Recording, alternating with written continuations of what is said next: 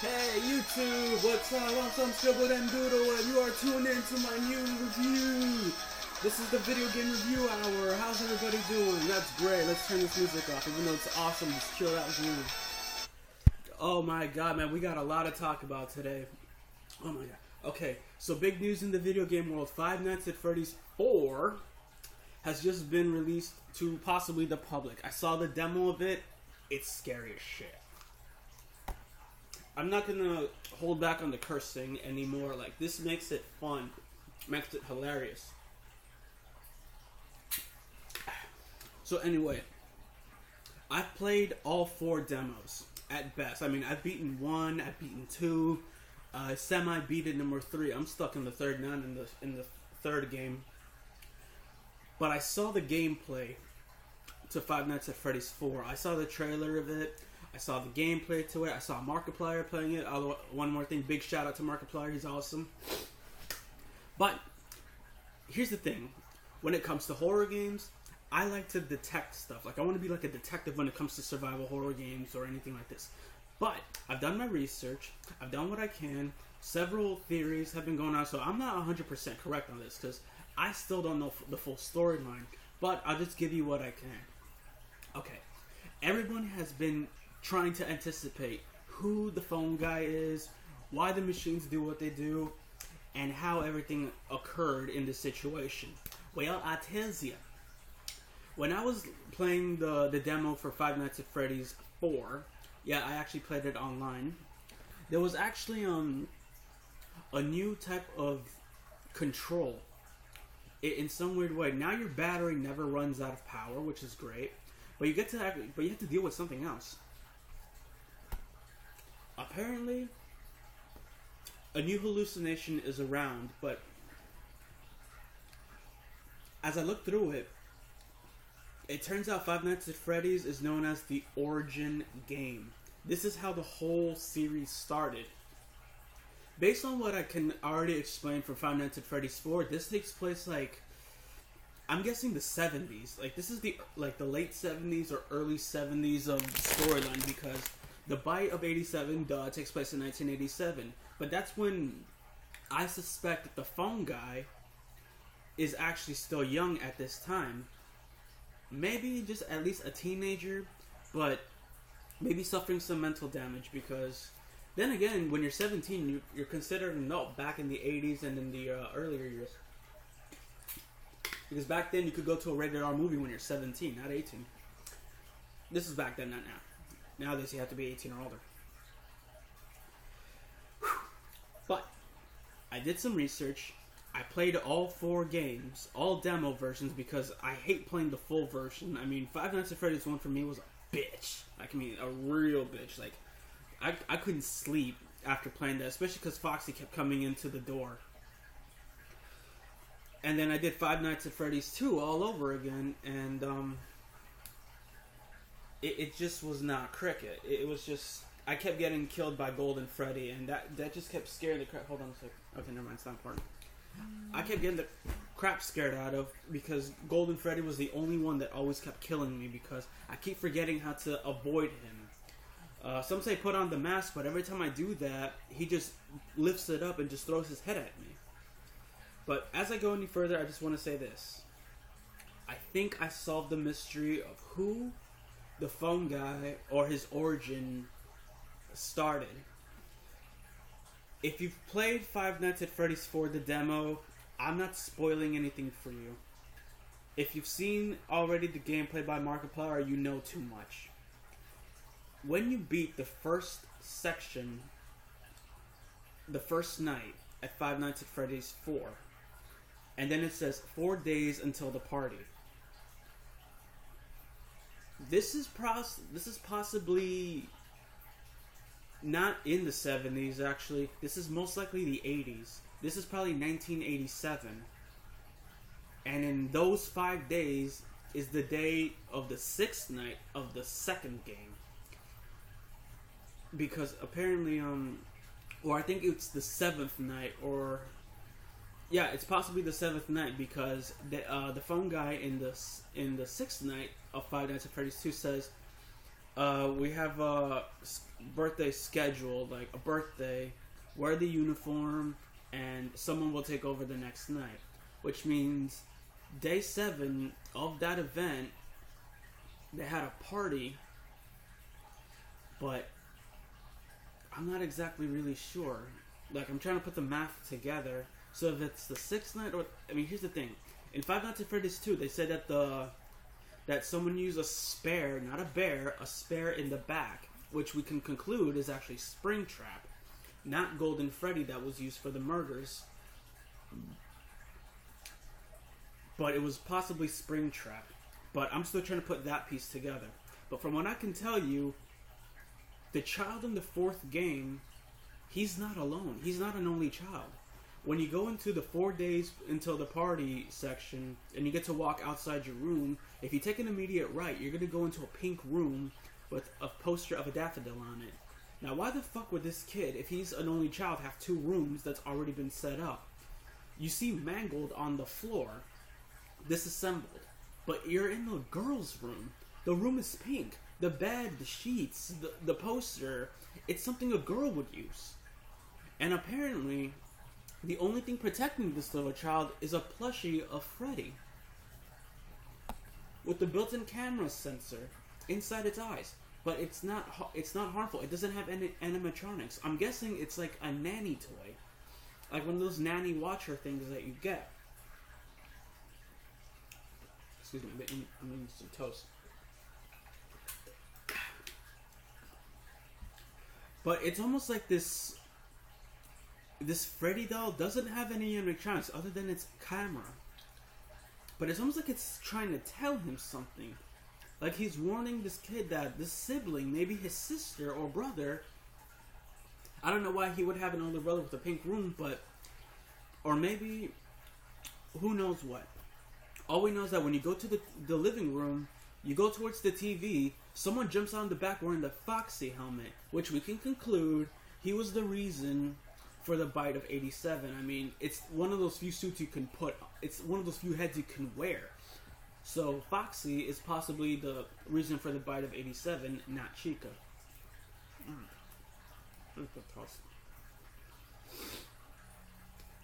So as a conclusion, maybe this kid may be the phone guy in the future from the traumatic experience he's dealing with now. And then maybe the original killer, maybe his older sibling. But here's the one thing. If the phone killer, if the phone guy or the purple guy is somehow related to this kid, maybe there's a cross check that maybe the killer isn't even a male. What if the phone guy and the purple guy is really a female? You see, that's what everybody seems to always misinterpret when it comes to a crime. They honestly do not believe that a female can be capable. They don't think a female could be actually capable of murder. Ever watched Basic Instinct, people, with Sharon Stone, Michael Douglas? The most logical person is the one that apparently is behind the scenes. And here's actually the one thing that kind of like gets me. Why are all the animatronics in the house, every single one? You got the plushies, but you have 5 of the original characters. You got Freddy, Chica, Foxy, which we can actually find out that the head can actually be removed. And you got Freddy, Chica, Foxy, Bonnie, and then you got Mangled. You got 5 main characters. As we can conclude now, I mean, the Foxy head can't be removed and put on, as shown by this kid's possible sibling. And it looks like all the suits can be worn without the machine parts, which I'm guessing, why would they be there in the first place? So then I got to thinking, what if the sibling was the one that created the machines? There's the thing. What if they were created that day to purposely kill anyone in its sensors?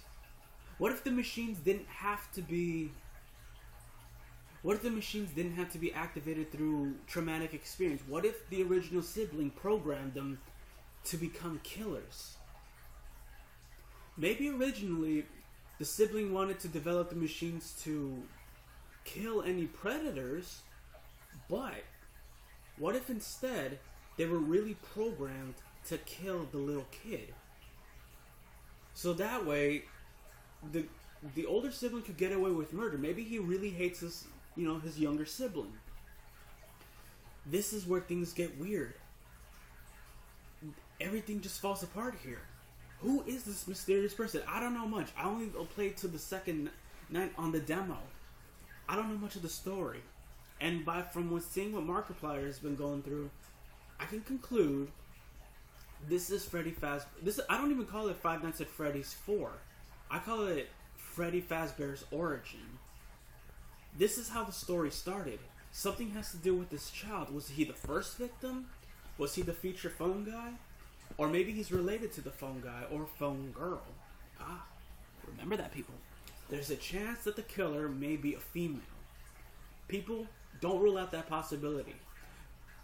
And from what we can conclude from the previous 4 games, there may be a good chance that maybe there's not just one killer.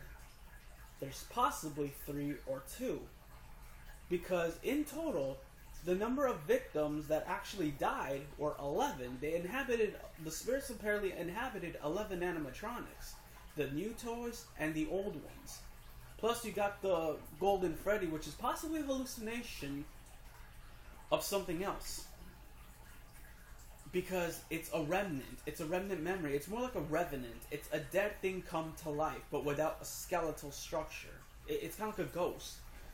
But it appears as a hallucination. I mean, maybe the Golden Freddy suit is stuck in storage, but it appears because the killer has heard so much of it. They think because they hear of a yellow suit, they think Golden Freddy. They ruled out Springtrap. So we can conclude that we know that one killer is actually Mike Schmidt. Because he was apparently fired in the 6th night of the first game for destroying the machines. So he must have destroyed the original. He was the one that destroyed the originals. And then he put on the Springtrap suit. But this happened long before 1987. So there is a chance that maybe the Golden Freddy may have been used. But don't forget, there's been 2 costumes that are yellow. There's Springtrap and Golden Freddy. Maybe a kid was hiding in the Golden Freddy suit. Maybe he hid there and suffocated and died, and then maybe because the body decomposed so fast. This is just theory. This part's a theory. It's not a true fact. This is just what I'm thinking, and what several of my friends are thinking. I've already explained some of this on my Facebook page, but now with this new game going, telling about the origin, I don't believe that I was correct. But because I like to put things together in perspective, kind of like a puzzle, this changed my entire perception of the crime scene. I'm kind of like a little bit like the Sherlock Holmes or the Encyclopedia Brown of video games, because I like to put the pieces together in a storyline. Kind of like in the storyline of Resident Evil, kind of the storyline of House of the Dead. Anything that has a plot mystery and a sequel to it, I want to put the pieces together. Like, there was a point of origin how all this started. It couldn't just happen on the first game. It couldn't. You play Five Nights at Freddy's when you assume, oh, these machines are just evil, they're just programmed to kill. No, there's a background to it. There's a reason why they do the things they do. Even the phone guy tells you, back in 1987, there was the bite. Somebody fought back and they lost their frontal lobe, and apparently you could survive it. We can conclude, this is a really fucked up puzzle to put together. It's pretty hard even for me. I solved a lot of video game mysteries even before the sequels or prequels even came out. And from what I suspected, I was actually right. However, I can't take full credit because there was probably other people besides me looking over this mystery themselves. Wow. I did that almost in one sitting. That's crazy. But from what we can conclude, there's Jeremy Fitzgerald, who was still around that time, but I don't know why he would be fired. Maybe, he just got overtime pay. But Mike Schmidt, the guy you play as in the first game, he got fired for tampering with the machines. But then there's that mysterious person. That mysterious person. It's not a middle finger, it's the real thing. It's just my ring finger. But there was something. A third party. Because there's no way 1 or 2 people can just get rid of 11 bodies like that and not get, spotted. This was an inside operation job. Because in Five Nights at Freddy's 2, one guard suspects that maybe another nighttime guard or another daytime guard is going around doing the murders. Like, he has a suspicion that there's another killer on the loose, female or male. There's been actually some fan art that there is actually a female security guard who likes to actually dress up. So it's either a female or a male that's doing the killings a second time around. But who's the original? I'm guessing the original may have been the female. It could be the new phone guy's sister. Maybe Mike Schmidt may have actually been Springtrap. But how did it start? And here's actually what I pointed out before. Maybe the original phone guy had a traumatic experience, which explains Purple Bonnie and Purple Guy. Maybe they identify just evil as purple. So I can kind of conclude that phone guy suffered a traumatic experience and puts on the suit the same way the killer did. Maybe he's a survivor. Maybe the phone guy was one of the only few survivors, but he relives the story in his head. He relives the memory in his head, and he puts on the costumes so he remembers. Like, it gives him closure that he remembers this stuff. This is really a mystery that I'm trying to solve. I mean, I'm a big fan of, like, survival horror, but this demographic changed my perception. Maybe this isn't a survival horror at all. Maybe this is just a game of cat and mouse. You're the mouse trying to hide from the big bad cat. And in this case, you have 4. Just like in the original Five Nights at Freddy's, you're dealing with 4 of the originals: Freddy, Chica, Bonnie, and Foxy. However, in this one, you got Mangled. But from where you can find, when you're in the girls' room, Mangle is there, which means they're trying to design that most of the killers be female, but they purposely become like the male characters. Because you got Mangled, who's supposed to be a new kind of Foxy. You kind of see where I'm going with this. The name Foxy for a Mangled character. They wanted this to be a Foxy-like character. They make it pink, they give it blush, mascara, and lipstick. They wanted to make it like Foxy's pirate girlfriend or something, but because the project was so scrapped, they made it like a Mangled-like character. It wasn't complete. It was never finished.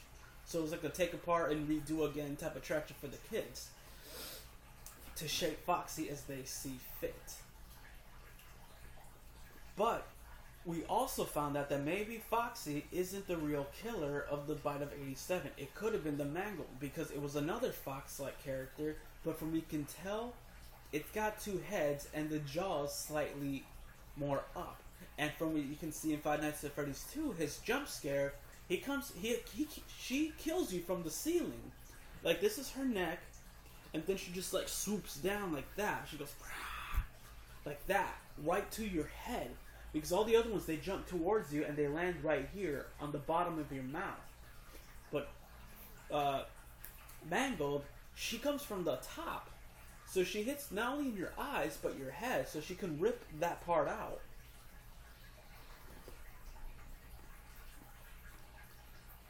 But I want to find out who this new killer is. The one who started all this, the cause of it. This is one mystery I'm really trying to solve. And I hope you guys can help me with your findings and ideas of what's going on with the Five Nights at Freddy's story. But now, I just call it the Five Nights at Freddy's trilogy, because Five Nights at Freddy's 4, I just call it I call it Freddy Fazbear's Origin. Why? Because this is how the story actually started, and it's actually the final chapter. This is the prequel to the prequel of the sequel of the sequel. 2 prequels and 2 sequels. So it goes in this order: Five Nights at Freddy's 4, Five Nights at Freddy's 2, Five Nights at Freddy's 1, and Five Nights at Freddy's 3. Because the third takes place in the future where you only have to deal with one enemy, one living enemy, and that's Springtrap. Which means when he dies, and then when the spirits are all laid to rest, they all go to heaven, they're all calm, the story is over when you get the good ending.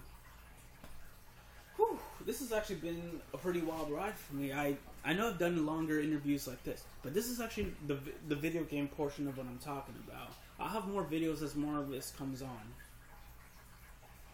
Whew. Man, I gotta tell you, I have never been so into discovering the secrets of a game than this one. I mean, this one really, takes the shit cake from me. Well, that's it for my findings, you know. I mean, one day when I get more of the technology going, I'm gonna actually record myself playing the games. I'm actually gonna do a segment on the show in later features of Let's Play versions. But this is more of like a let's discuss kind of thing. This is more like a point of view.